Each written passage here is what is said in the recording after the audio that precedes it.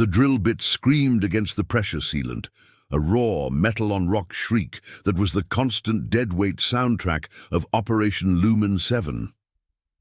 Garth didn't hear the sound anymore, but he felt it. A high-frequency vibration transmitted up the hilt of the manual vibrator deep into the callus of his forearm, a dull promise of 20 more hours until rotation change. The density change wasn't a crack. It was the sickening give of a billion years of geology betraying itself. The pressure meter on the Acropolis console remained steady, but the drilling hilt in Garth's grip suddenly lunged forward, the feed rate spiking from 4 centimeters per minute to a frictionless meter in less than a heartbeat. It wasn't structural instability. It was material surrender. Garth's hands, calloused, competent, and moving faster than his official profile allowed, yanked the drive feed offline and slammed the emergency inhibitor, all before the automated safety protocols could cycle. He was a drilling technician, designated low-risk, minimal clearance. His job was to extract isotopically rich sediments, not to perform geological forensics. But a technician didn't react with this kind of precision. A technician would have waited for the yellow warning light. Garth skipped 2 steps ahead, powered down the lights to minimum red ambient, and let the dust settle in the sudden, warm darkness. The sediment wasn't sediment anymore. The exposed matrix was slate-gray and dull, but where the drill had punched through, the rock opened into a small void, revealing an encapsulated shape unlike any mineral deposit ever logged in the Vedra sector. It was organic in form, rigid in structure, and matte black, like polished obsidian that refused to reflect light. The protocol demanded a remote analysis probe. The risk index on his console was already climbing toward double red. Garth didn't care. He reached for the specialized maintenance chisel, the one calibrated for high-tensile alloy repairs, ignoring the console's escalating warnings. He needed to touch it. He needed to understand the integrity. He slid the chisel tip against the object, expecting the brittle snap of petrified bone or the dusty decay of ancient cellulose. Instead, the chisel grated against something impossibly dense, a resistance that defied the known thermodynamic laws of this planet. Everything in the Lumina system was subject to decay, the slow, inevitable entropic march that turns complex structures into simple dust. But this thing, this fossilized anomaly, felt like it was forged yesterday, maintaining a structural integrity that negated its geological age. This wasn't just old, it was wrong. The philosophical implication hit Garth harder than any seismic shock ever could. If this object could resist entropy, if the very laws of decay were locally violated, then the foundation of every physical constant they relied on was suspect. He didn't stop to savor the thought. He began to chip methodically around the perimeter of the object, the metallic taste of ozone flooding the small cavern. He had spent 5 years hiding here, buried as a grunt among other dead weights, using the relentless boredom of extraction to bury the shame of the past. He was Garth the Driller, the man who let 3 crucial codes slip, resulting in the surgical strike that wiped out the orbital refinery, taking 72 lives with it. He carried that guilt like the constant pressure of the rock overburden. Now, faced with something that defied natural law, the urge to matter again, to hold knowledge that no one else possessed, was overwhelming. It was the desire of a failed commander finding one last chance to salvage a legacy. Selfish, a voice whispered in the back of his mind. It's the same impulse that got everyone killed before. The thought caused a flicker of hesitation. A split-second pause, that was the mistake. As the final piece of the matrix crumbled and the artifact came free, resting slickly in the cold air, the atmosphere within the gallery seized. It didn't rush out or compress. It simply stopped circulating. The ambient red light seemed to flatten, and the thin layer of silt coating the ventilation grids lifted, suspended in zero flow. Then came the sound that wasn't sound. It was a vast, deep tremor that bypassed the eardrums entirely, hitting Garth directly in the sternum, vibrating his diaphragm. It was infrasonic, a frequency so low it signaled massive localized stress, the kind of resonance that structurally compromised bulkheads 20 kilometers away.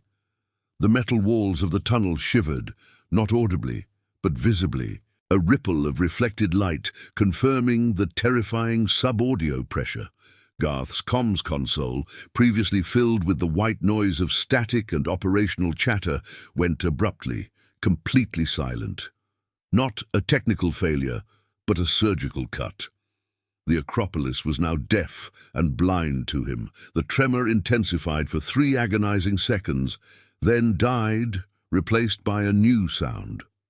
The precise, rhythmic cadence of specialized boots hitting rock 20 meters down the tunnel. Not the scattered, heavy tread of miners, but the synchronized light step of state-sponsored security, the Aegis Guard. They were here too fast, silent, until the moment the artifact was free. They had been waiting. Garth gripped the smooth, cold artifact, roughly the size and shape of a human forearm, yet significantly heavier, and shoved it into the nearest utility pouch on his harness. He knew the risk index wasn't warning him about the artifact anymore.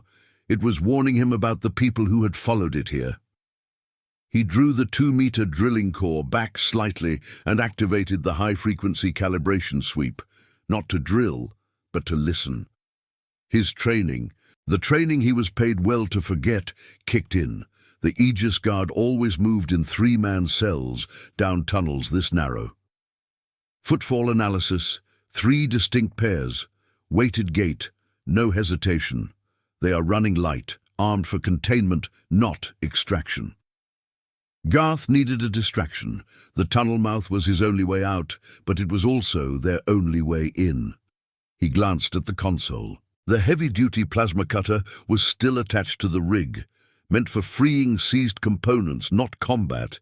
He had violated protocol, committed a major regulatory infraction by handling the artifact manually, and now he was facing the direct armed response of an institution designed to disappear problems quietly.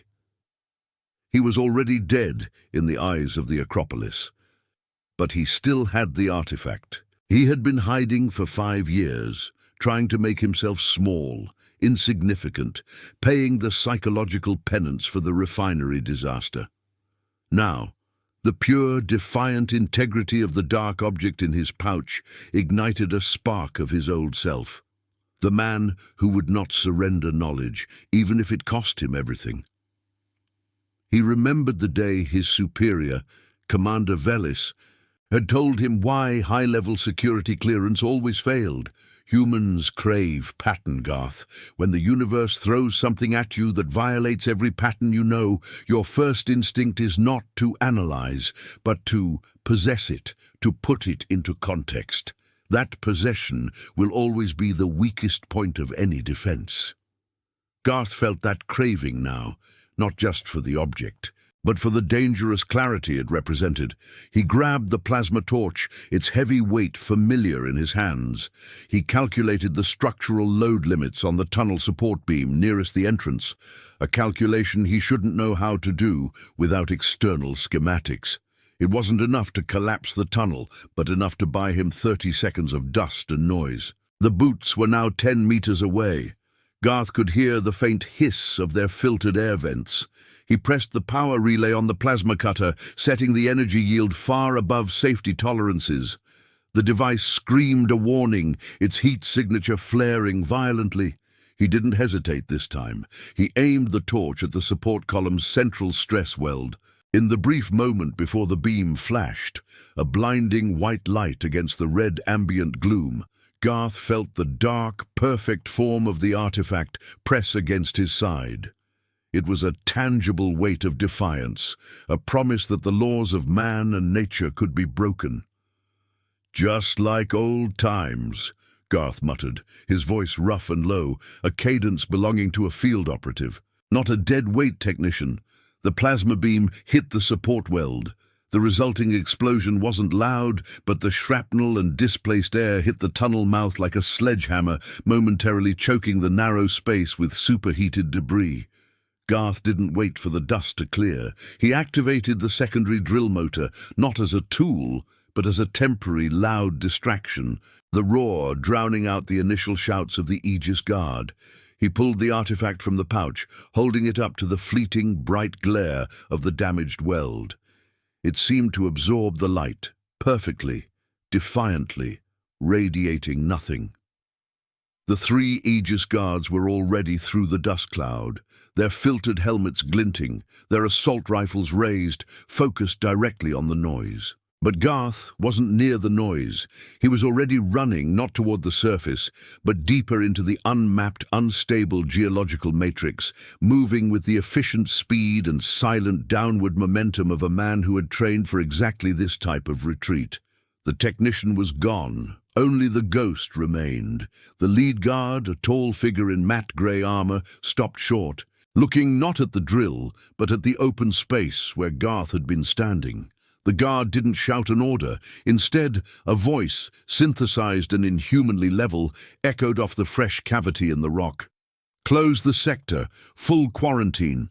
This is not a retrieval operation. This is an entropic containment." The air that rushed in behind the concussion of the plasma beam was superheated and thick, laced with pulverized rock dust and the metallic scent of aerosolized copper. Garth didn't pause to register the pain blooming across his shoulder where shrapnel had grazed his old armor. He used the momentary sensory chaos to accelerate, plunging down the maintenance shaft designated R9. He was moving on instinct, ignoring the burning in his lungs and the frantic shouts of the Aegis Guard, swallowed instantly by the shifting rock overhead. He dropped 4 meters, landing hard on the steel grating, the impact sending a jarring shock wave up his spine. The fall jarred the artifact in his pouch, and a sudden intense chill radiated outward, overriding the tunnel's residual heat. It wasn't the temperature of the object that was cold, but the absence of thermal movement. Garth felt a momentary vertigo, the sensation of his own biological clock momentarily slowing, before the object settled and the world snapped back to normal speed. He was in an obsolete service tunnel, abandoned after the Sector 3 collapse 7 years prior. The tunnel was low-ceilinged, poorly supported and dangerously prone to seismic instability. Perfect. No one would check the unstable routes unless they knew exactly who they were pursuing. He ran with a rhythmic, pounding stride, every step a brutal negotiation with his failing stamina. 5 years of monotonous drilling had dulled the edges of his physical resilience, leaving him with only the memory of speed. The Aegis Guard was not stupid. They wouldn't follow blindly into an unstable tunnel. They would calculate the probability matrix of his escape routes, anticipating the shortcuts only a man with deep, forbidden knowledge of the Acropolis's underbelly would choose. Garth skidded around a corroded pipe junction, his hand instinctively hitting the wall to brace himself. His fingers found a patch of freshly set resin where a fissure had been recently repaired. "They are ahead of me," he realized, the adrenaline turning cold in his stomach. They hadn't followed the noise. They had predicted the path. He slammed himself into a utility alcove, pulling the artifact out of the pouch to examine it under the faint emergency strip light. The object, smooth and black, seemed to pulse, not with light, but with an internal weight. He pressed his thumb against its surface. For a split second, the abrasion marks on his calloused skin vanished, replaced by smooth, unblemished tissue. It was only temporary, the skin reverting to its scarred condition instantly, but the brief, impossible reversal of decay confirmed the guard captain's cryptic command: entropic containment. The object defied the slow death of the universe. Garth's breath hitched, not from exertion, but from the sudden, profound terror of holding something fundamentally alien to reality. He had stolen a hole in the laws of physics. He needed to move, but the sight of the temporary skin regeneration triggered the deep psychological wound he carried. He saw, not his smooth thumb, but the melted viewport of the orbital refinery. The final image burned into his optical receptors before the codes he failed to lock down completed their lethal function. 72 crew members dissolved by solar plasma because of a 3-second hesitation, a 3-second doubt rooted in his own self-serving pride. The craving for possession. Velis's voice echoed in the tight tunnel, a phantom mentor delivering a posthumous lecture. Garth's heart hammered a frantic rhythm against the constant pressure of the rock overburden. He hadn't grabbed the artifact for humanity. He grabbed it to matter again, to wipe away the stain of those 72 deaths with a singular, indispensable discovery. This isn't healing. This is trading one obsession for another. The shame was a physical weight, slowing him down, costing him precious seconds. He forced himself out of the alcove. The air was getting thin, the specialized microfilters in his mining helmet straining against the particulates. Up ahead, the tunnel branched into 3 maintenance conduits, none of them marked. He ran his hand along the rock face, searching for the subtle warmth of residual electronics. There, a faint thermal echo near the central conduit, a surveillance node, hidden. The Aegis Guard hadn't just predicted his route. They were watching his internal struggle, waiting for his hesitation to pass, knowing that a mind grappling with 5 years of suppressed trauma would inevitably make a slow decision. Garth pressed the artifact against the surveillance node. The dense black object radiated its field, and the node didn't just short-circuit, it de-aged. The faint residue of the recent repair disappeared, replaced by the deep rust and ancient grime of the original wiring. The guard watching that feed would see not a malfunction, but a sudden localized geological aberration, a signal, not of failure, but of precise location. The Aegis Guard understood the physics, but Garth was beginning to understand the weapon. He chose the 3rd conduit, the narrowest and most structurally compromised, relying on the fact that the guard would assume even a former field operative wouldn't risk an immediate collapse. He crawled into the darkness. Meanwhile, back at the site of the explosion, the lead Aegis Guard, designated Aegis Null, ignored the debris. Null was not a soldier, he was a logistical construct, a human interface for a complex threat modeling algorithm. His synthesized voice, calm and devoid of inflection, addressed the 2 men under his command. The subject has deviated to tertiary vector 7, probability of intentional structural compromise, 94%. Null paused, the matte grey helmet reflecting the sporadic red warning lights. We will not pursue the subject. The artifact is the objective. Our mandate is entropic containment, not asset recovery. The field team leader, a man whose profile was filed under the pseudonym Rook, spoke into his encrypted comms.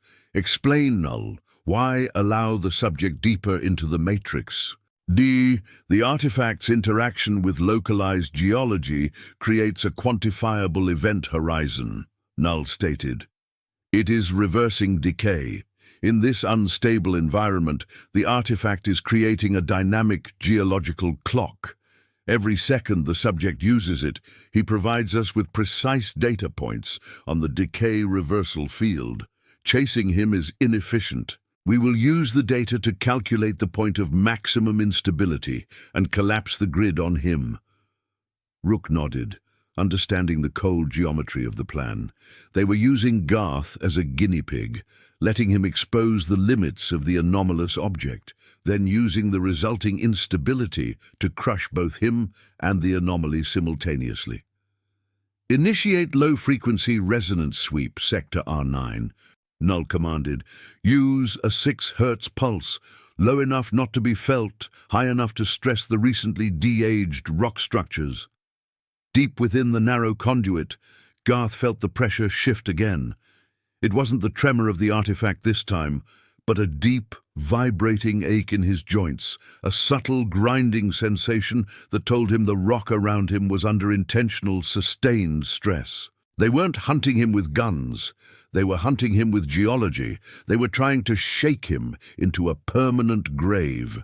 He had to get the artifact off his person, not dispose of it, but analyze its energy output, understand the mechanism of the reversal field. He needed a place with residual power and an isolated, unlogged data terminal, a place where the Acropolis believed nothing important resided. He thought of Sub-Level 4 Alpha, the old seismic monitoring station. It had been officially decommissioned decades ago, sealed off, but he knew the override sequence for the magnetic lock from his training days as a commander. A code Velis had insisted every operative memorize. Because chaos always requires old doors. Garth found the sealed maintenance bulkhead 30 minutes later, his muscles screaming under the continuous low-frequency stress. The air here was almost inert, thick with methane and the cold breath of the deep earth. The bulkhead was thick steel, the magnetic lockplate encased in ceramic. A standard cutter would take 20 minutes and generate enough heat to turn the tunnel into a sauna. He gripped the artifact tightly. If I use it on this lock, the de-aging pulse will be massive. It's a closed system. The internal conflict flared. Using the artifact was a tactical move, but it was also a philosophical surrender to the very thing he wanted to exploit. He knew, intimately, the danger of playing God with fundamental laws. He saw the 72 faces again, silent in the flash of plasma. Not for salvation, for information. He coached himself, the pragmatic core of the commander overriding the guilt of the miner. He pressed the artifact against the ceramic casing of the lock. There was no sound, only a flash of blinding, localized blue light. Garth cried out, pulling his hand back instantly. A wave of profound nausea washed over him, and he slumped against the tunnel wall, panting. The pain wasn't a burn. It was a sudden, agonizing jolt of structural integrity, a feedback loop of reversed entropy hitting his own neural pathways. His hand felt impossibly heavy, the joints momentarily rigid, younger, stronger, before the effect faded into a deep throb. But the lock was open. The ceramic casing had dissolved back into raw, unrefined silica dust, and the magnetic coils beneath looked brand new, the polished brass reflecting the faint ambient light. The magnetic seal de-aged to a state of pre-assembly, releasing its hold. Garth used his boot to kick the ancient bulkhead open, revealing a short, dusty corridor leading into Sub-Level 4 Alpha. The seismic station was dark, silent, and smelled of ozone and forgotten history. He stumbled toward the console array, his chest tightening. He needed power, data access, and a few minutes of peace before the Aegis Guard calculated the anomaly's peak output and brought the hammer down.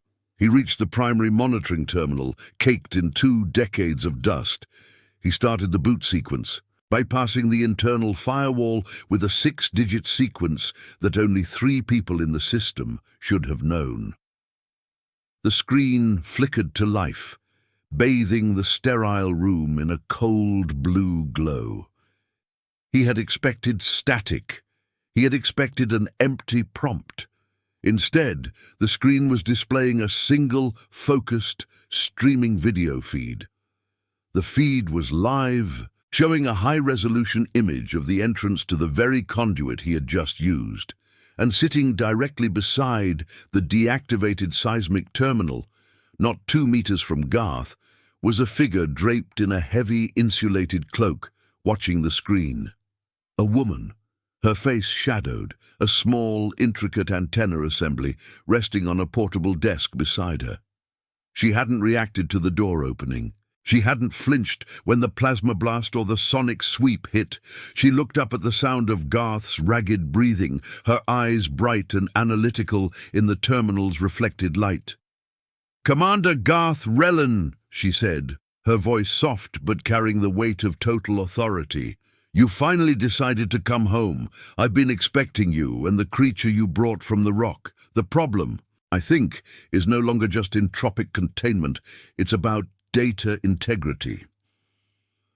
The ironic tranquility of sub-level 4 alpha was the first thing that settled over Garth.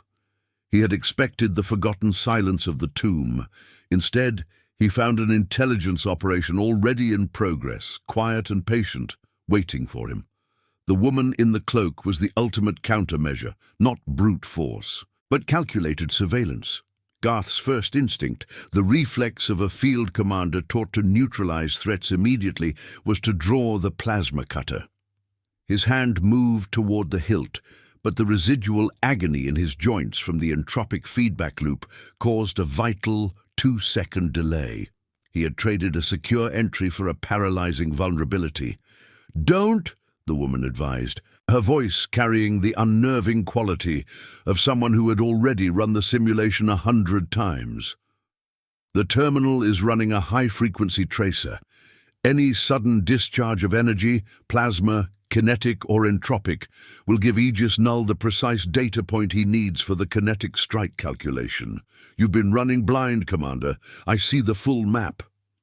Garth froze, his fingers twitching inches from the weapon. He scanned the room, ignoring the nauseating throb in his wrist. The terminal was clean, the light reflecting in Vostok's analytical eyes. He had to assume she was telling the truth. His primary goal was securing information, not starting a losing firefight. "Who are you, then?" Garth demanded, his voice ragged from the dust and exertion. "Dr. Elira Vostok," she replied, nodding toward the console. "Senior Data Architect for Lumen 7, until 48 minutes ago, when I initiated my own extraction protocol." She paused, allowing the weight of the moment to sink in.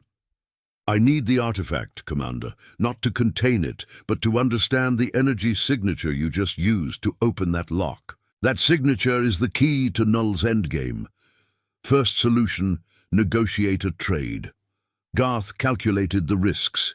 If she was Aegis Guard, he was captured.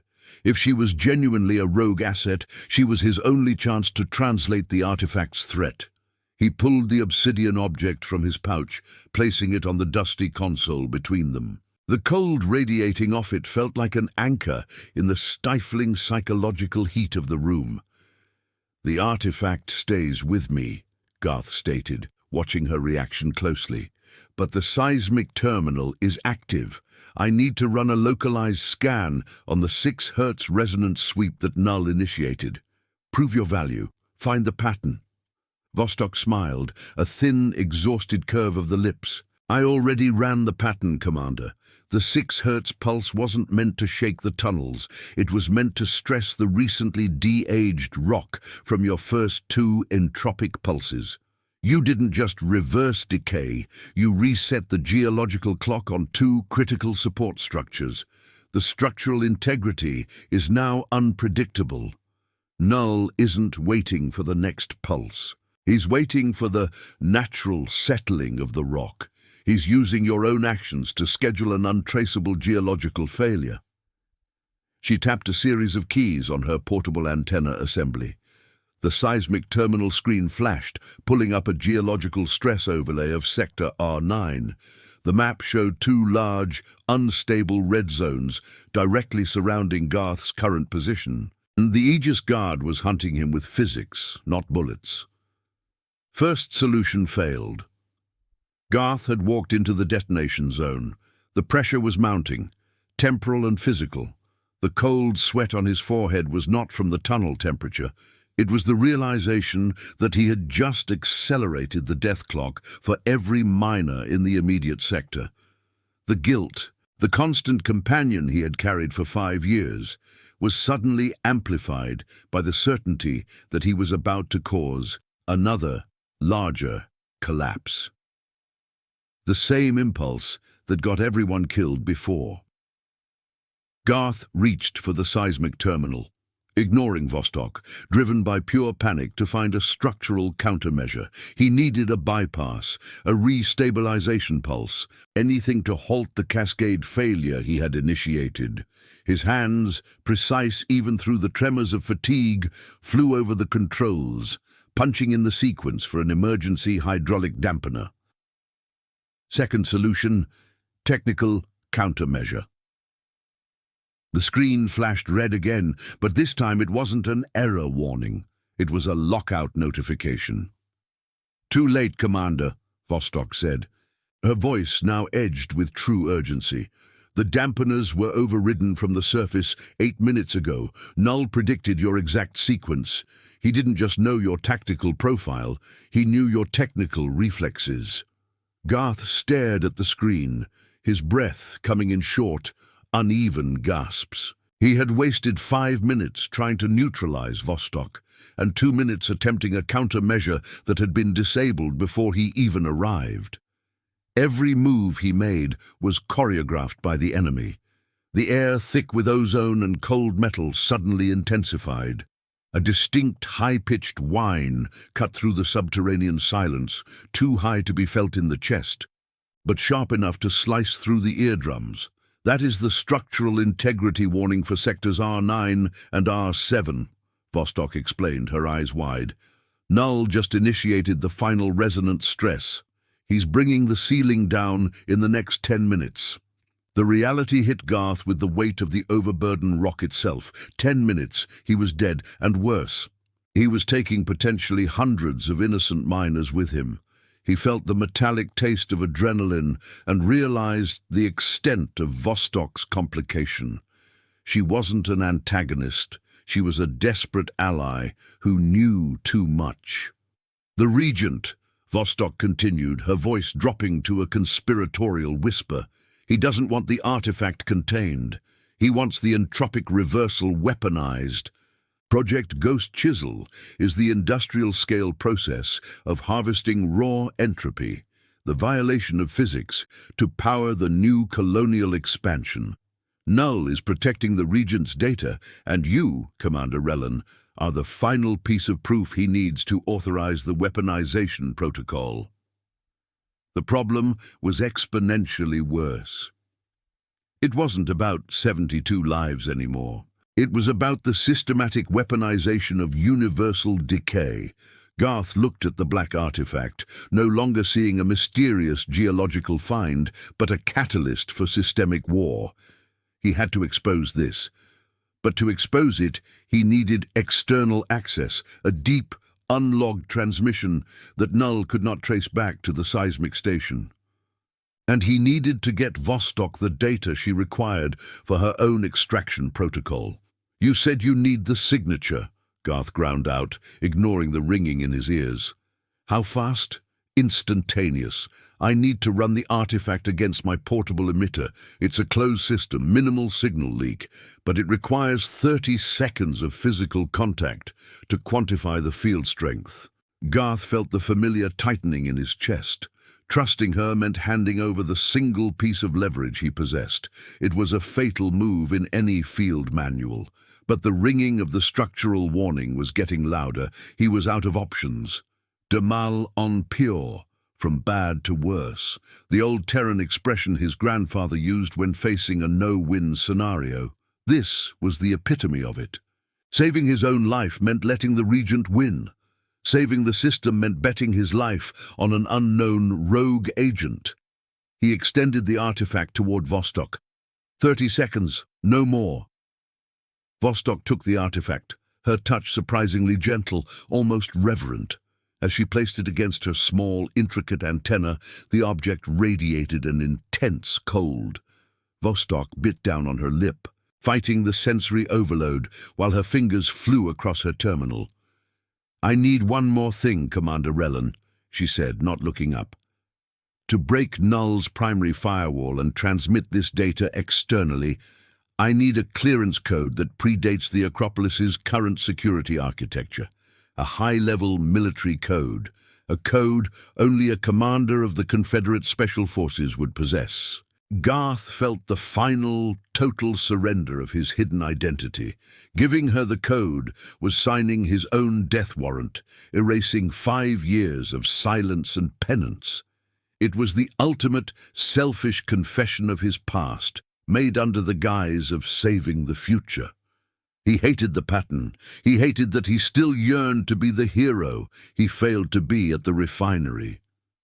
"If you betray me, Vostok," he whispered, the words rasping in his throat, "I will find you, and this will be easy compared to what I do next."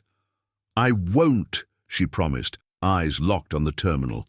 "But Null is faster than you think. Give me the code."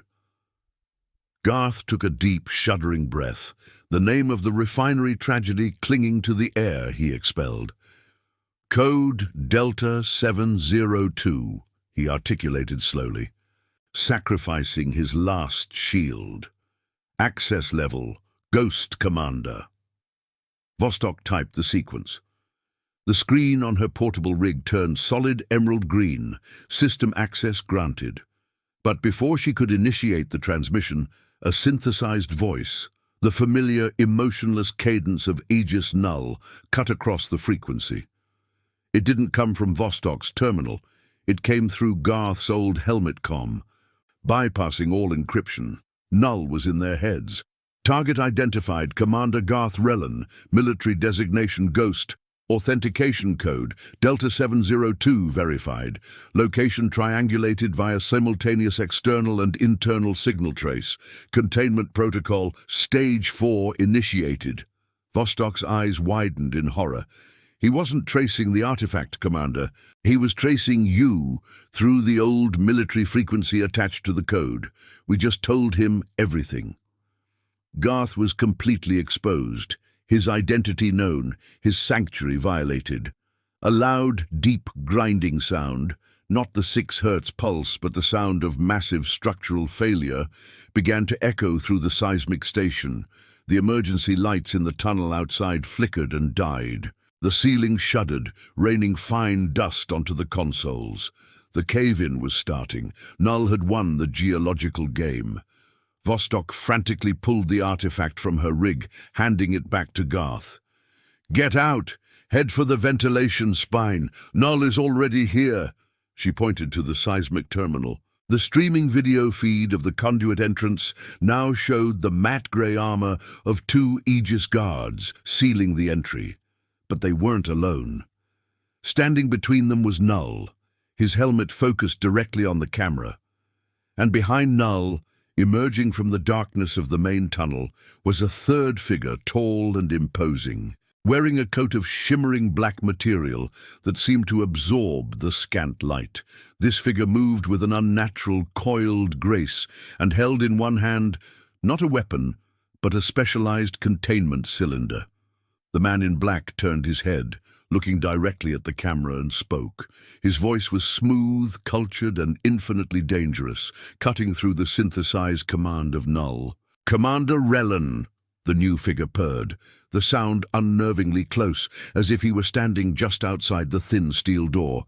"I am the Regent, and I believe you have something that belongs to the eternal order of things. Null, execute the structural collapse now. Ensure Dr. Vostok is sealed inside with the subject. I want the data integrity confirmed and Rellan's ghost finally laid to rest."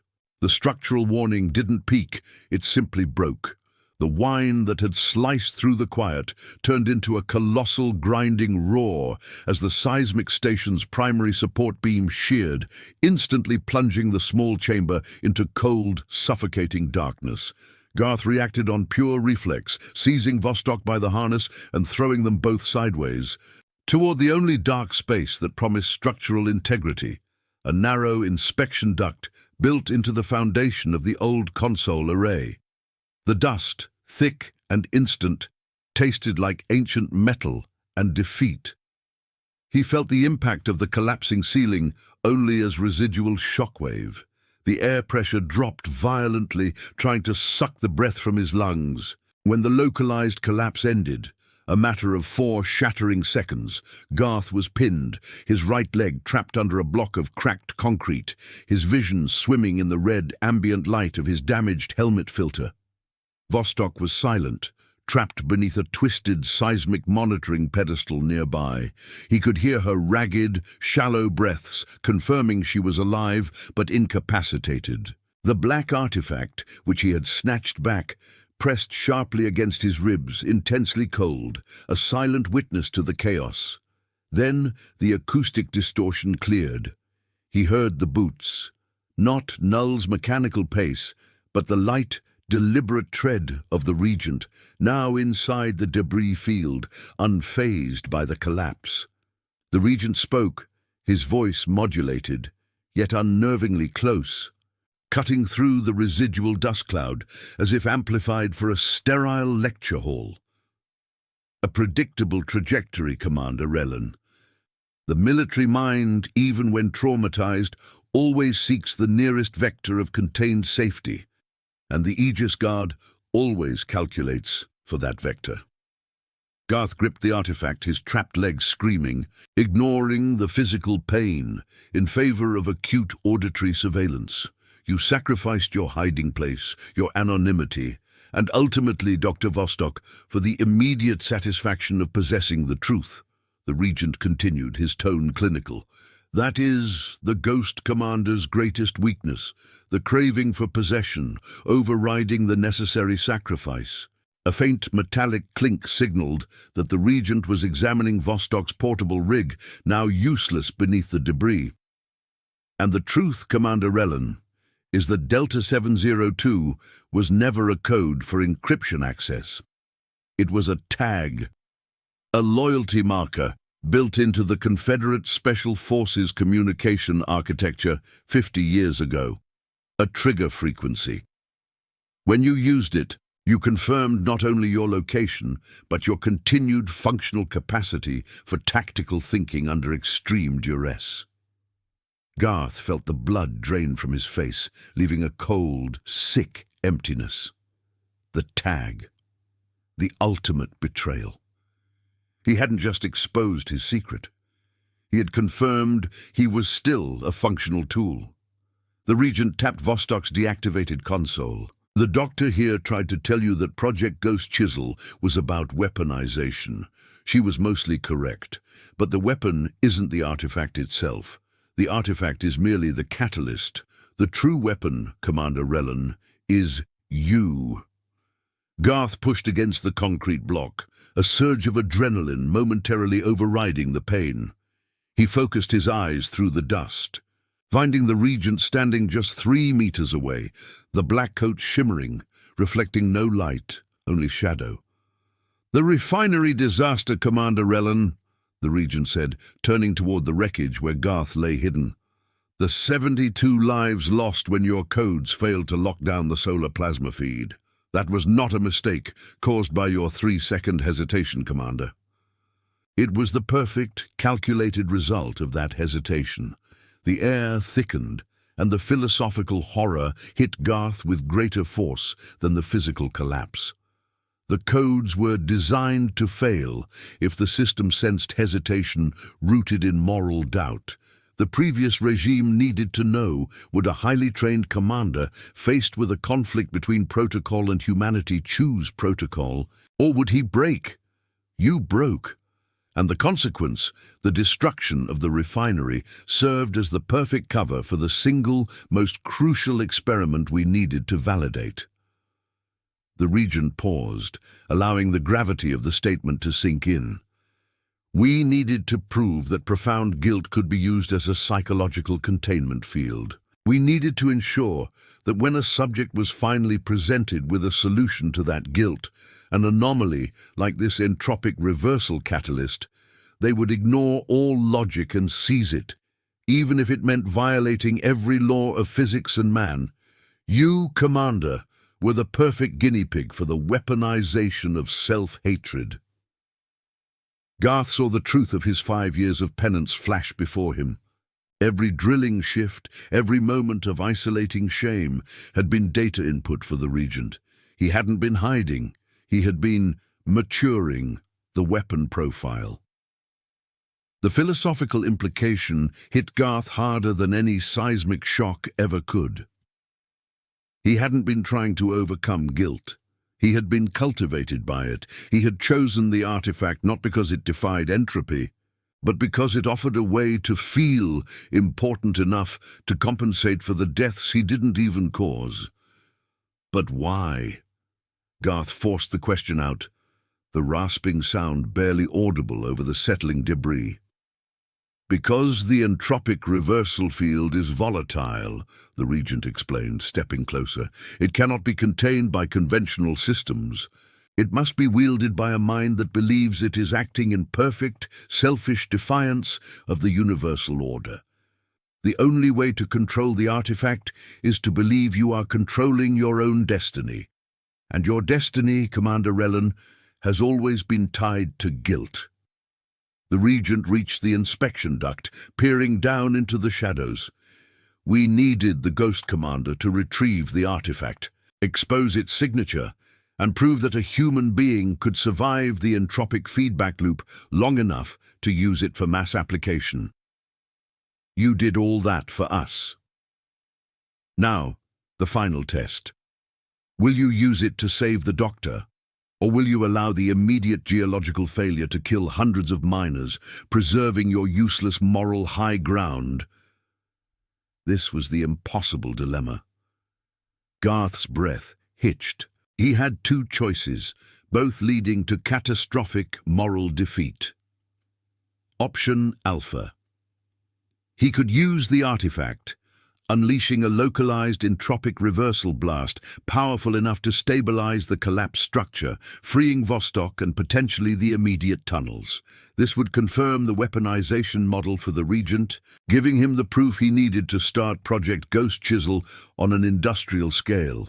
He would save the lives he could see, Vostok and the hundreds of nearby miners, by condemning the entire future to a system powered by the violation of natural law. He would become the weaponizer. Option Beta. He could refuse to use the artifact, letting Vostok be sealed under the rubble and accepting the inevitable geological cascade failure that would kill potentially thousands of miners in the complex. This would deny the Regent the final, crucial data point, the willing weaponization by the subject, but it would cost him the lives of those he could save now. He would maintain his integrity, proving the weapon cannot be willingly controlled, but he would carry the guilt of thousands more deaths. He looked at his hands, calloused, scarred. He had spent 5 years trying to be the man who minimized harm, the man who paid his penance. He hadn't been paying penance. He'd been proving he was the perfect tool for industrial-scale destruction. I am the man who traded 3 seconds of doubt for 72 deaths. I'm the man who allowed my guilt to be weaponized. Garth felt the rage rise, cold and absolute, overriding exhaustion, overriding pain. The rage was directed not at the Regent, but at his own weakness, his own need to matter. He chose the path of immediate, brutal pragmatism, fueled by the corrosive rage that affirmed his role as the Regent's perfect weapon. He would not allow the thousands to die immediately. He would save Vostok, expose the Regent later, and deal with the moral fallout when the air was breathable and the ground stable. He would use the artifact to survive, accepting that survival meant proving the Regent right. Garth didn't speak. He gripped the smooth, black form of the artifact, shoving it into the cracked metal housing of his plasma cutter rig, an act of instantaneous, catastrophic technical improvisation. He wasn't using the entropic field on the rock. He was using the plasma cutter to channel the artifact's anti-entropic discharge. The Regent watched, smiling faintly, a look of profound intellectual satisfaction crossing his face. Yes, Commander, use it. Show me the Ghost Commander's operational limits. Garth activated the cutter. The device shrieked, not the sound of plasma heating, but a grinding, impossibly painful sound of localized anti-time. The field didn't just reverse decay, it ripped reality. A blinding, Blue-white discharge erupted from the modified cutter. The light didn't illuminate, it sterilized. It hit the collapsed concrete and steel, and the debris didn't dissolve. It uncollapsed. Steel beams straightened back into perfect structural form. Concrete fused back into smooth, load-bearing rock, and the immense pressure holding Garth's leg vanished. The physical cost was instantaneous and catastrophic. Garth screamed, a sound swallowed by the blinding discharge. The feedback loop from channeling the raw, entropic reversal energy through his own harness systems was 1,000 times worse than the previous pulses. He felt not just the stiffening of his joints, but the acceleration of time on his immediate cellular structure, followed by the violent, painful snap back to normal. His skin felt like old leather, aged 50 years in a heartbeat, then brutally smoothed back to his 35-year-old self. The pain was absolute structural integrity being born, then dying, then born again, all focused in his right arm. When the light faded, the station was eerily quiet, the support structure perfectly repaired. The debris was gone. Garth collapsed, his right arm seizing, useless, burned and impossibly heavy. He had saved the tunnels, saved Vostok, and confirmed the Regent's hypothesis. Vostok, unpinned, crawled out, staring at the perfectly formed walls, then at Garth's ruined arm. The Regent, standing where he had been, clapped slowly, a cold, measured sound. "Magnificent, Commander. The trauma signature is off the charts. You are the perfect delivery mechanism. Project Ghost Chisel is now fully authorized." Then the Regent looked past Vostok, past Garth, toward the now clear opening of the main tunnel, and spoke into a shielded comm unit. "Null, disregard containment protocol for the subject. I need live samples now. Begin processing Dr. Vostok immediately. Use the Ghost Commander's unique energy signature as the containment field. It's proving exquisitely stable." Vostok froze, realizing the betrayal was still ongoing, that the Regent had been using her as bait all along. The Regent smiled at Garth, a true, horrifying smile of a man who loved science more than life. "And one last thing, Commander Rellan. The artifact you hold, it is not merely a generator, it is a larval form. And by forcing the weaponization, by channeling its power through violence, you have completed the final, necessary phase of its maturation. You didn't just save the tunnels, Commander. You just taught the creature you chiseled free how to fight. Before we proceed, log your entry. Which country or planet are you watching from right now? The Commander is tracking every active signal. The overwhelming silence that followed the structural repair was not a peace. It was the quiet of a controlled environment, where chaos was merely a variable contained and observed. Garth lay still, the artifact cold in his good left hand, while his right arm, the one that had channeled the anti-entropic discharge, was a dead, heavy weight of agonizing, phantom rigidity. It felt simultaneously ancient and painfully new, its joints screaming under the temporary reversal of decay. Garth was not granted the mercy of unconsciousness.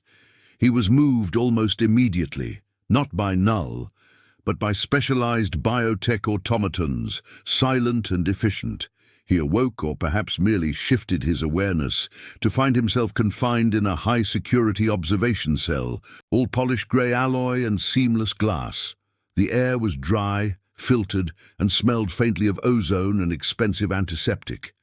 His right arm was secured in a thick, gel-filled brace, wires running from the brace into the wall panel behind him.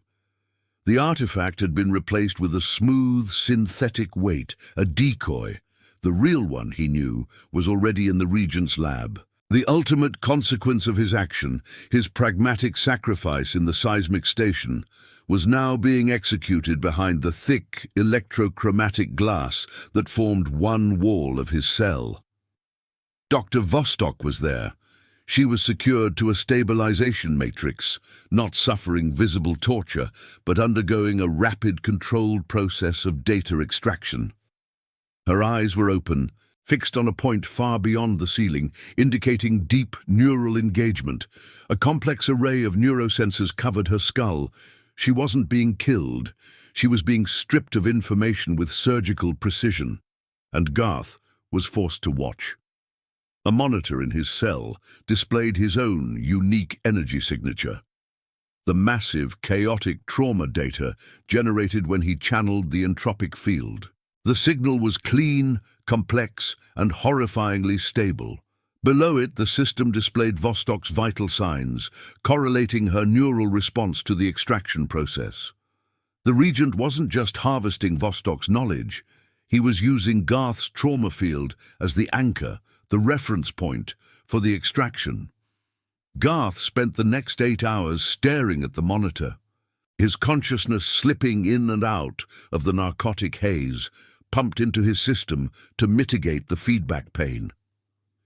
He realized his current job designation: live trauma analysis. He was the Ghost Commander, forced to optimize the psychological containment parameters for the weaponization project, ensuring future subjects experienced the perfect balance of pain and control. He forced his trembling left hand to reach for the holographic input interface. He needed a knife, a tool, a way out. He found only administrative functions for his own containment. The system was airtight, designed by minds far beyond his tactical training. He attempted a subtle act of sabotage, inserting a single line of corrupted diagnostic data into the monitor's feed, a delay loop that should have eventually caused a minor system choke. It was a 3-second job. The corrupted line vanished instantly. A soft, synthesized voice cut through the silence of the cell, bypassing the speakers and entering the neural patch on his neck. It was null. "Commander Rellan, your attempt at subversion was identified in 1.4 milliseconds by the analytical AI, Purity. Your tactical ingenuity is appreciated, however. You must understand that the human element of security has been entirely phased out. Please continue optimizing the psychological feedback parameters. Dr. Vostok's emotional distress is currently registering 3 standard deviations below optimal yield." The AI, Purity, was watching him. Every twitch, every thought, every attempt at defiance was instantly neutralized and used as data input. He wasn't even worth a human guard's attention anymore. He was merely a machine component generating failure data. The weight of the betrayal and the failure settled into the cold, empty space where his guilt used to reside. The guilt was gone, not forgiven, but metabolized by the Regent's machine. He had traded 5 years of penance for eternal complicity. Hours later, the Regent himself entered the cell. He wore no armor, only the shimmering black coat, a symbol of his supreme confidence. He paused before the observation glass, looking at Vostok with the detachment of an ornithologist studying a rare specimen. "The data is exquisite, Commander," the Regent said, his voice carrying the calm authority of undeniable victory. "Vostok's knowledge of the Acropolis energy grid is almost fully extracted. Her sacrifice, thanks to your initial stabilization, will save us 3 months of independent research." The Regent turned to Garth, a slight, almost imperceptible smirk playing on his lips. "You chose the pragmatic path, Rellan. You saved the tunnels and the hundreds of miners. A noble act, but also the final necessary confirmation of our hypothesis.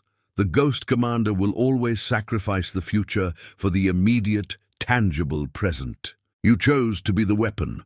We thank you for your service." Garth tried to speak, but the words caught in his throat, a dry, bitter dust. "You should be proud," the Regent continued, gesturing toward Garth's useless, braced arm. "That arm, which feels so painful and heavy, is the first human limb to fully contain and channel the anti-entropic force. It is the prototype. We will reverse engineer it to create the Ghost Chiseled delivery system. You have secured your legacy, Commander. You will be remembered as the man who brought temporal power to the Acropolis." The offer was delivered with disarming sincerity. Comfortable slavery, legacy, and the complete obliteration of his old, painful self. Garth looked at Vostok, her expression blank, her mind being emptied. He remembered her fierce, tired eyes, her calculated risk. He had destroyed her chance at freedom to save her life, a life now dedicated entirely to serving the Regent's project. The moral defeat was total. Why am I still fighting? The thought was heavy, slow, and honest. Vostok is lost. The artifact is gone. My identity is a weaponized tag. My attempt at defiance was a data point for an AI named Purity. He closed his eyes, inhaling the sterile, oppressive air. He felt the vast, cold space of complete helplessness. He wasn't a hero trying to save the world. He was a coward, running from the moral debt of a disaster he didn't even cause. And in trying to compensate, he had just condemned thousands more. I am the man who traded 3 seconds of doubt for 72 deaths. Now I trade a false sense of purpose for an entire sector's future. Garth felt the utter, absolute exhaustion of the human soul. It would be easier to accept the comfortable slavery, to stop fighting the system he helped build, to finally rest. He opened his eyes and looked at the arm brace.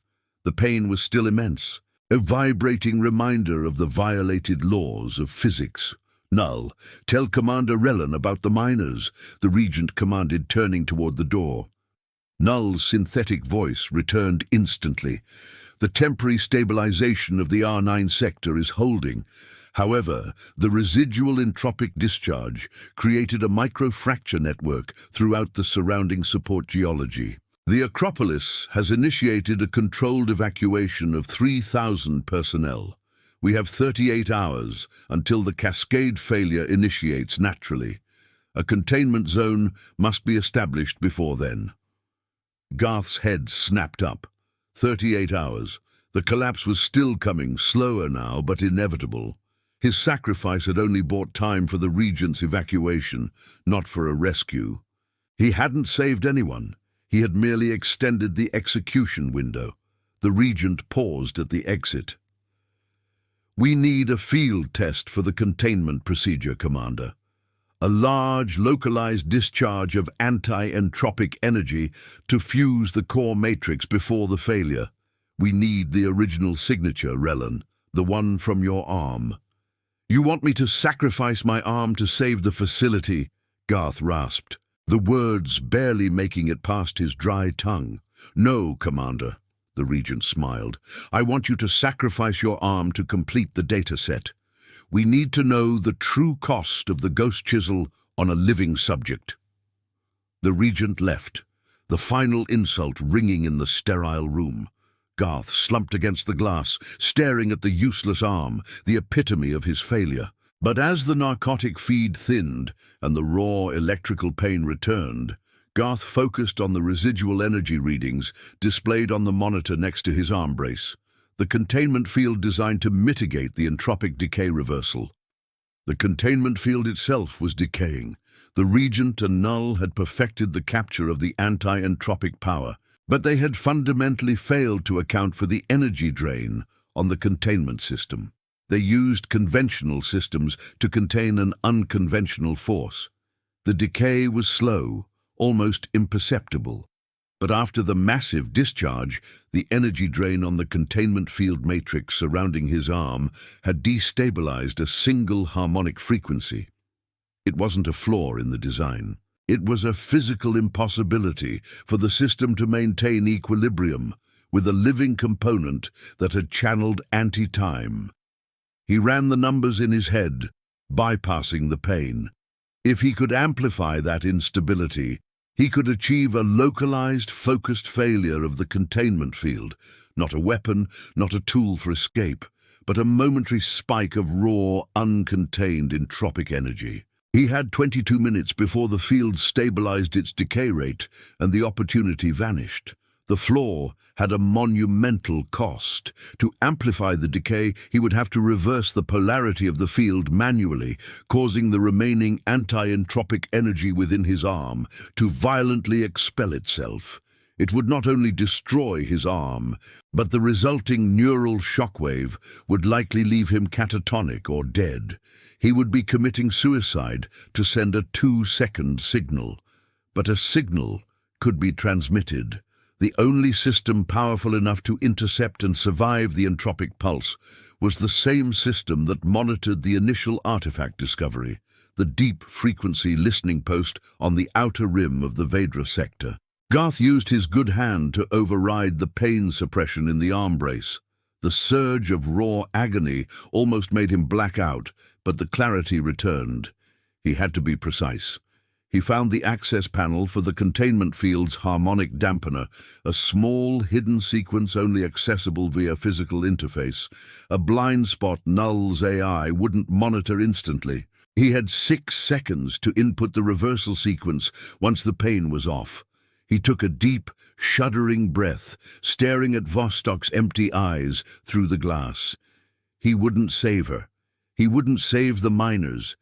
But he could broadcast the existence of Project Ghost Chisel, forcing the issue out of the Acropolis's closed system. He wasn't fighting for salvation. He was fighting for exposure.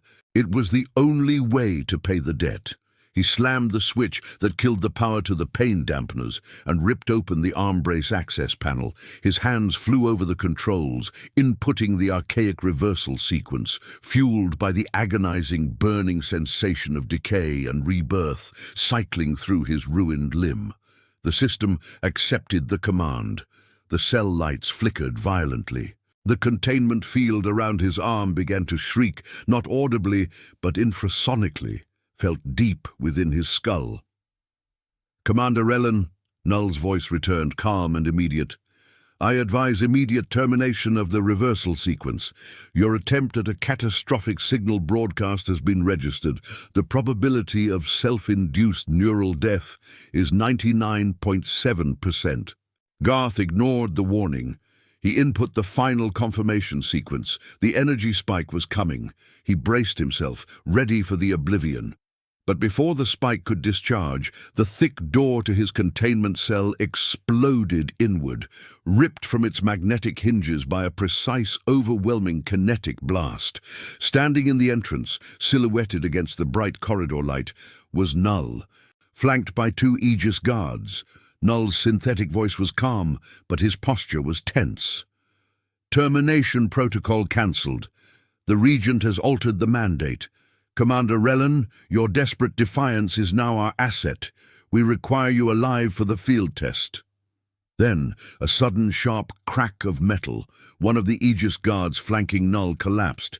A massive hole punched cleanly through his chest armor. Another shot followed instantly, hitting the other guard's helmet. Silence. Null did not turn to face the threat.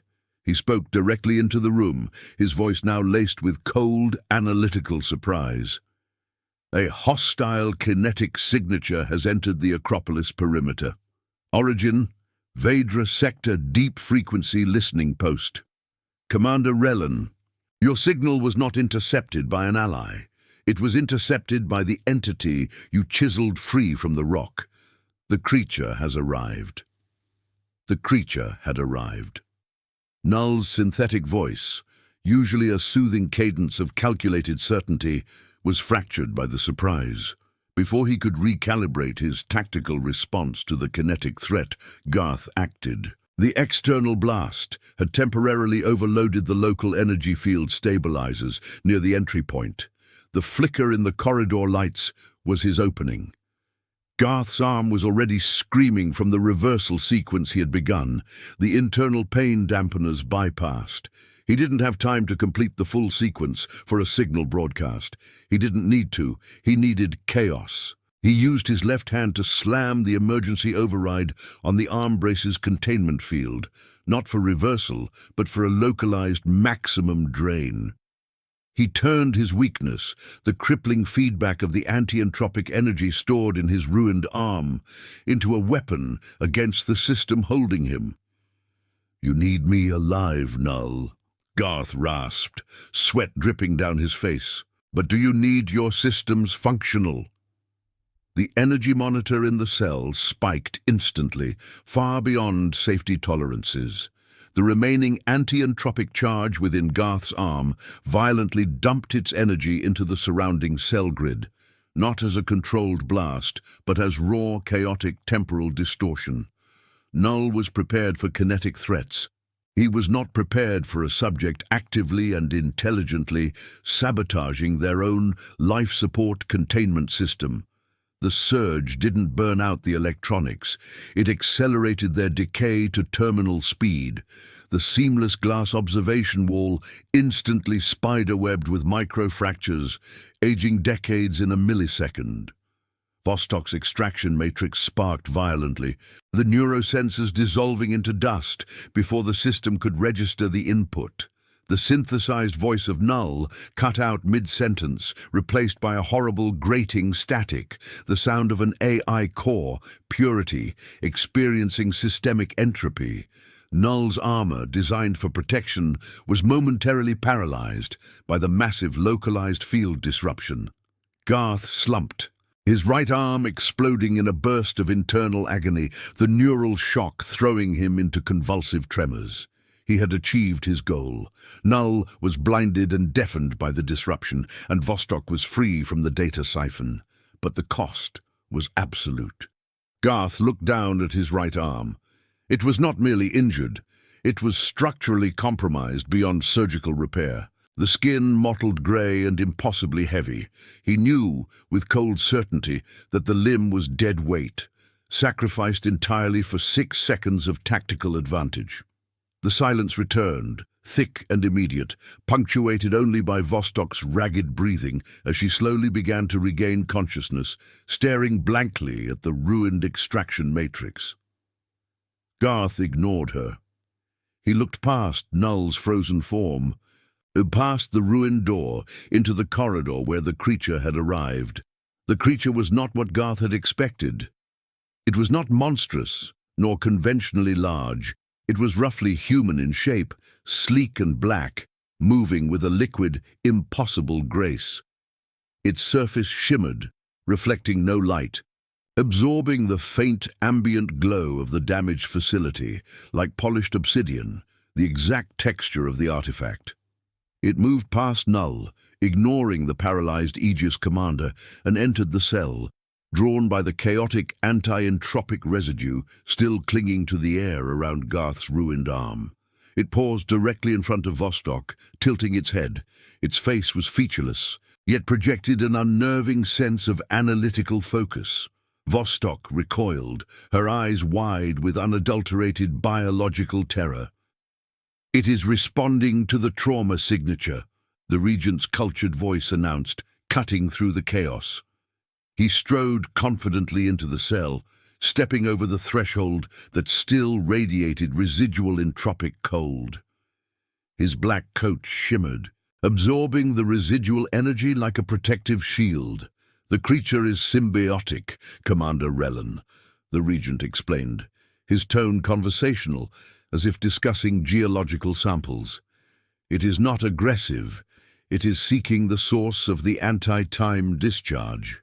It requires a high-level entropic violation to complete its maturation, and you have provided 3 such pulses. It views you as its anchor, its parent." The Regent circled the creature, admiring the fluid motion. Project Ghost Chisel was never just about weaponizing decay, Commander. It was about creating a functional sentient paradox. The original artifact was a larval form, a biological storage unit for anti-time. By channeling its power through violence and self-hatred, you taught it how to exist in this universe. You chiseled the creature free, and you taught it to fight. Garth struggled to speak, the neural shock making his head pound. "It killed your guards." "Necessary data loss," the Regent dismissed, waving a hand toward the 2 corpses in the hallway.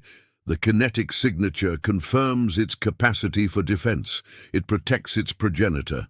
A fascinating emotional biological feedback loop." The Regent stopped beside Garth, looking down at his ruined right arm. "You have destroyed your ability to channel the anti-entropic force, Commander, an act of supreme, albeit predictable, defiance. But in doing so, you have validated the final phase of the project. The creature no longer needs a conduit. It has integrated the trauma signature of the Ghost Commander and can now generate the field autonomously." The Regent turned his focus back to Vostok, who was frantically trying to detach the last remaining neurosensor from her temple. "The containment failure was temporary, Rellan," the Regent said, his voice hardening slightly. "Null's AI core is already routing a secondary system bypass through the surface station. We lost minutes, not hours. However, you have created a unique dilemma. The creature is now protecting Vostok, sensing her distress is linked to its anchor, you. If we take Vostok, the creature will retaliate, potentially causing an entropic cascade that destroys this facility before the general evacuation is complete." This was the final, devastating equation. Garth had gambled his life to save Vostok from data extraction, only to make her the creature's emotional hostage. "We need to test the creature's operational range, Rellan," the Regent stated, pulling a small, crystalline emitter from his pocket. "And we need to know if the primal intelligence you awakened responds to human command." He held the emitter toward Garth. "I will neutralize Null's paralysis and allow him to take one prisoner, either Vostok or you. If I take Vostok, the creature might stabilize, but we lose the Ghost Commander anchor data. If I take you, the creature might follow, but Vostok can be recovered later. The decision, Commander, is yours. One human sacrifice for a controlled field test." Garth looked at Vostok. She met his eyes, understanding the choice. Her expression was no longer empty. It held a terrifying mix of acceptance and plea. "Don't sacrifice the future for the present again." Garth looked at the creature, still observing them. He saw not a monster, but a perfect piece of physics, untainted by human guilt or ambition, a blank slate of destructive potential. He had created it. He was responsible for its context. The choice was simple, yet horrific. If he allowed the Regent to take Vostok, the Regent would continue Project Ghost Chiseled, fully armed with her knowledge. If he forced the Regent to take him, he became the ultimate tool, ensuring his complete utilization in the field test. But in the resulting chaos, Vostok might have enough time to finish the transmission he couldn't complete. Selfishness or pragmatism? The choice remains the same. Garth chose the path that maximized the uncertainty for the enemy. He chose the action that put the most powerful variable, the creature, into the field. "Take me," Garth whispered, the effort costing him a burning pain in his throat. The Regent smiled broadly. "An exceptional choice, Commander. The Ghost Commander never disappoints." He activated the crystalline emitter. "Null, subject retrieval authorized. Containment field set to minimal restraint, avoiding entropic disruption." Null, still partially paralyzed, lurched forward, his matte grey armor scraping against the floor. But as Null reached for Garth, the black creature moved. It didn't attack Null. Instead, it positioned itself between Garth and Vostok, its featureless head tilted toward the paralyzed Aegis Commander. Then the creature acted. It didn't emit light or sound. It emitted an intense, localized pulse of structural integrity. Null's armor, already damaged by Garth's previous discharge, was suddenly forced back into a state of structural perfection, instantly fusing the damaged joints and locking the armor plates rigid. Null was encased in an armor that had been instantly repaired to absolute integrity, but which was now a solid, unmoving steel coffin. The creature had healed Null's armor, trapping him inside it, perfectly contained. "Fascinating," the Regent murmured, adjusting the parameters on his emitter. "The creature neutralizes threats by enforcing structural stasis. an entropic countermeasure against motion itself. Garth used the distraction. He managed to lift his left hand and press a sequence into the ruined panel near Vostok's matrix, the transmission sequence Vostok had prepared. The disruption had bought her freedom, and now he used the moment of stasis to complete the exposure. The panel flashed once, not green, but a critical, blinding white light of data transmission completion. The Regent looked from the creature to the ruined panel, then back at Garth. A brief flicker of genuine frustration crossed his face, instantly masked. "You transmitted critical data," the Regent stated, calculating the cost of the loss. "The Ghost Commander, true to form, sacrifices the immediate battle to wage the larger war. But you paid a permanent price for that 3-second transmission, Relin." The creature, having neutralized Null, turned its attention back to Garth. It moved closer to the incapacitated commander and slowly, gently, extended a smooth black appendage toward Garth's ruined dead arm. Garth felt a cold dread deeper than the entropic field. He had expected death, or perhaps a final confrontation. He had not expected this. The creature didn't attack. It wrapped the obsidian appendage around Garth's dead arm. The pain returned, not as agony, but as a profound internal readjustment. Garth felt the residual anti-entropic energy being gently drawn out of the limb, replaced by a terrible, empty cold. The arm was being neutralized. When the creature withdrew, Garth's right arm was not healed. It was inert, lifeless, completely devoid of all sensation, nerve endings and blood flow. It was a perfectly preserved, petrified limb, a constant, physical reminder of the extreme energy he had channeled. "The creature didn't heal you, Commander," the Regent noted, his smile returning colder now. "It merely claimed its anchor. It extracted the last chaotic residue of the entropic field, ensuring you can never use that power again, and solidifying its loyalty. You are the empty vessel now." The Regent took a step back, acknowledging the stalemate. Null was contained. The data was exposed.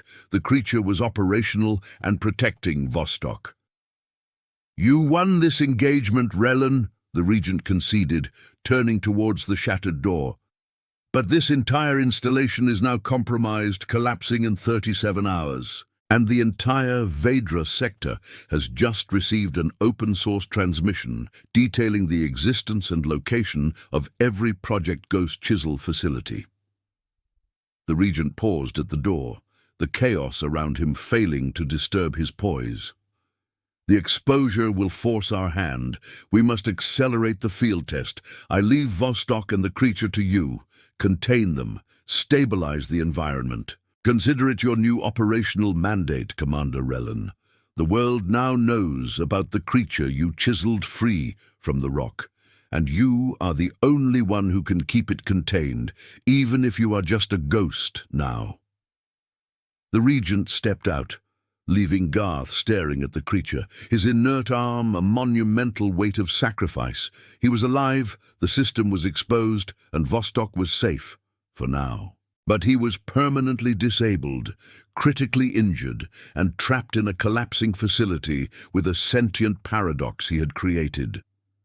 Garth sat in the debris, looking at his useless hand, the tremor gone, replaced by the profound stillness of permanent loss. The guilt was truly gone. He had stopped running from his past, and in doing so, he had accepted his future. A life defined by catastrophic, pragmatic choices.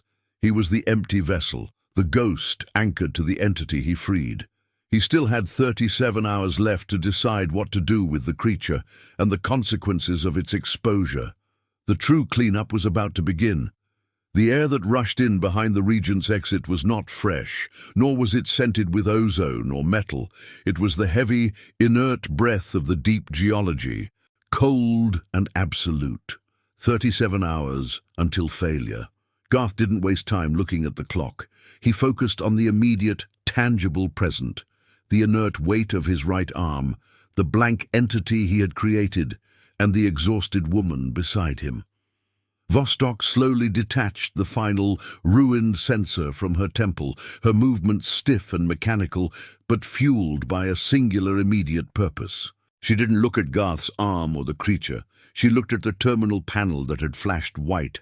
"The transmission," she whispered, her voice husky. "Did it clear the surface relay?"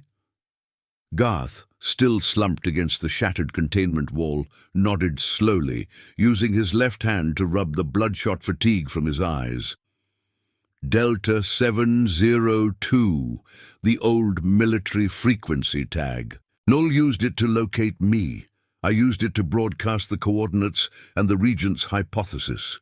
It went to the Vedra sector listening posts. It's out." Vostok sagged, relief momentarily eclipsing the horror. "We bought time, and we forced the issue. Now they have to deal with the political fallout. The secrecy is gone." Garth shifted his gaze to the creature. It remained perfectly still, standing between Vostok and the steel coffin that contained Null. Its existence was the ultimate consequence of 5 years of self-hatred, channeled into a physical paradox. "The clean-up," Garth stated, his voice flat. "The Regent said I have a new mandate. Stabilize the environment, contain the paradox." Vostok looked at him, her scientific detachment returning, replacing the terror. "You can't stabilize this environment, Commander. The microfracture network is too deep.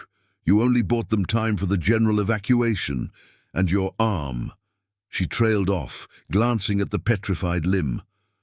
"It's gone," Garth confirmed. The feeling was not pain, but an unnerving structural stillness. The creature extracted the entropic residue. "I can't channel the field or the chaos. I am the empty vessel." They spent the next 6 hours in a state of controlled exhaustion, making tactical calculations in a facility that was actively dying around them. The creature watched, silent, its attention fixed on the residual energy drain.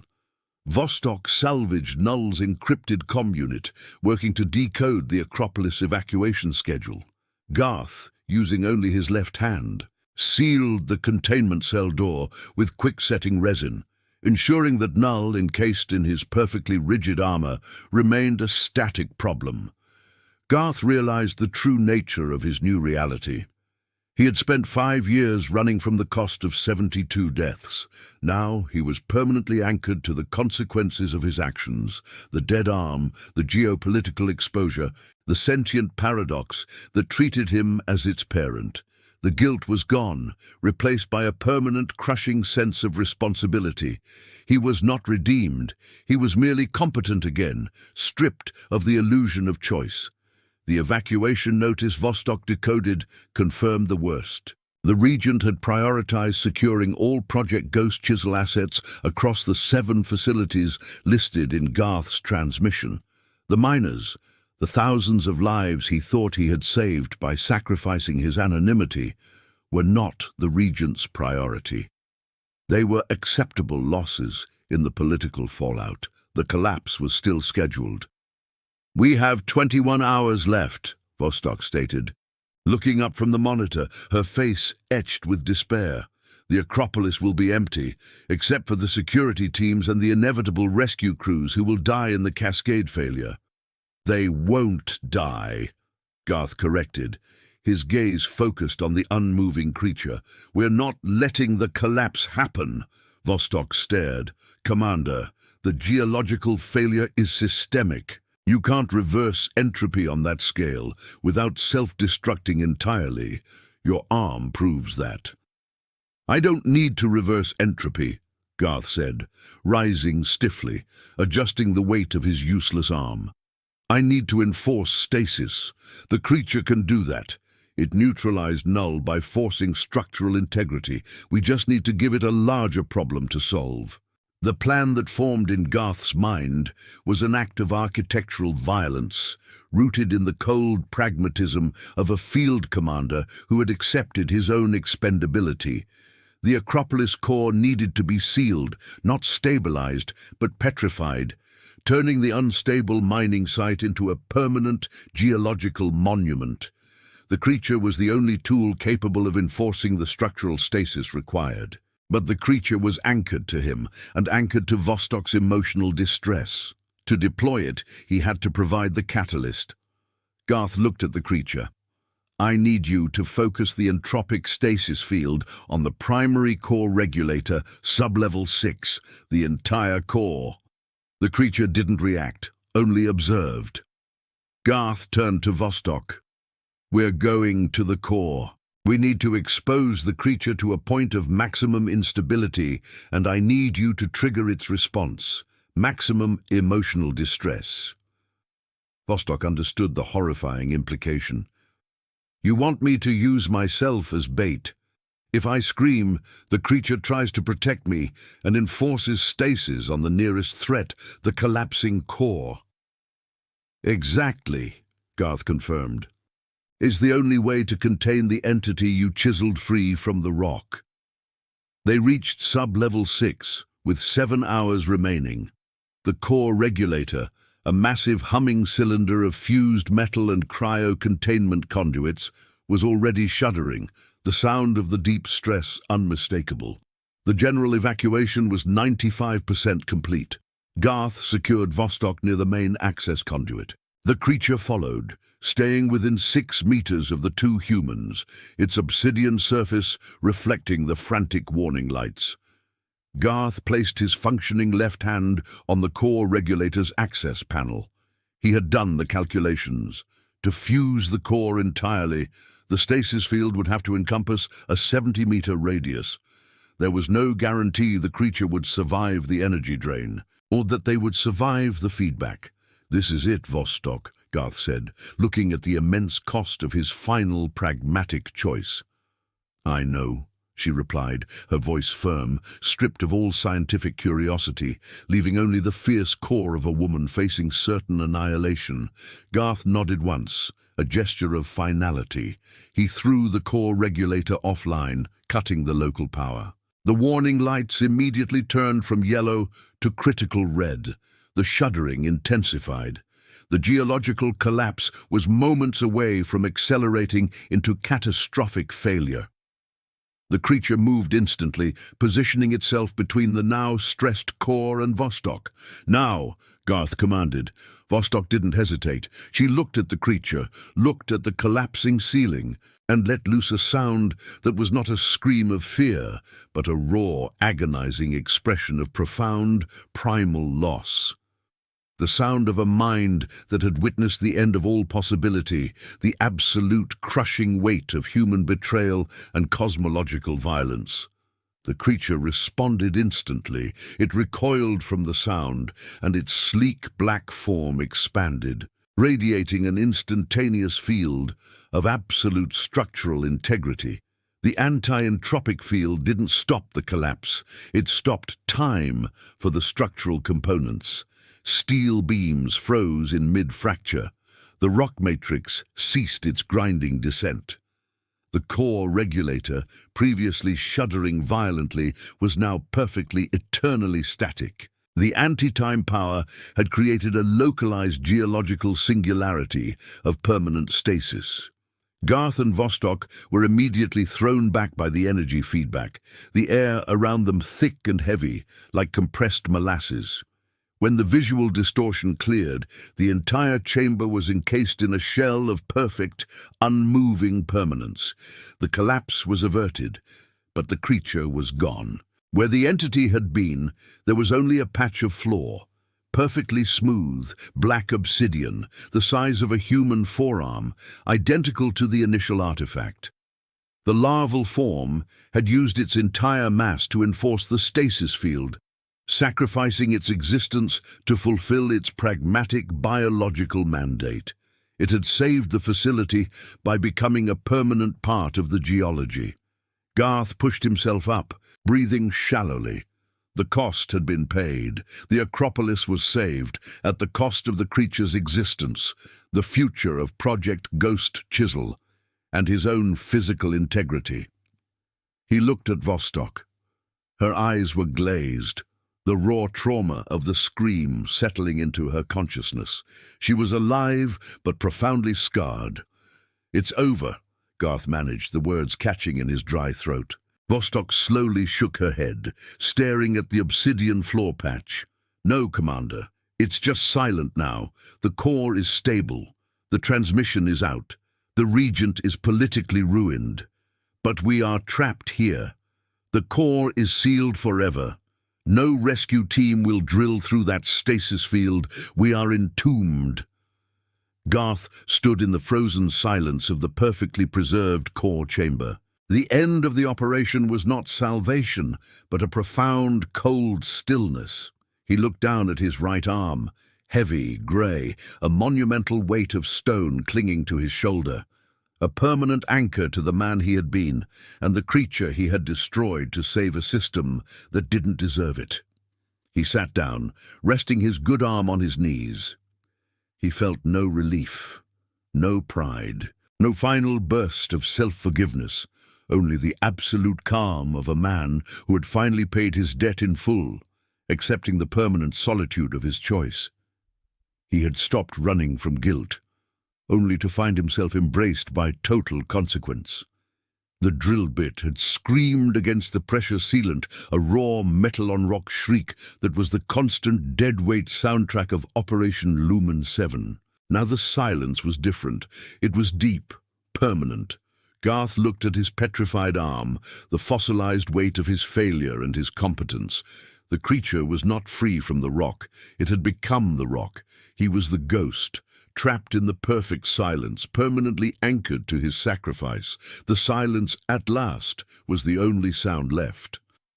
This story is now part of the archive. Subscribe to help preserve future transmissions and share this episode with someone who still believes in science.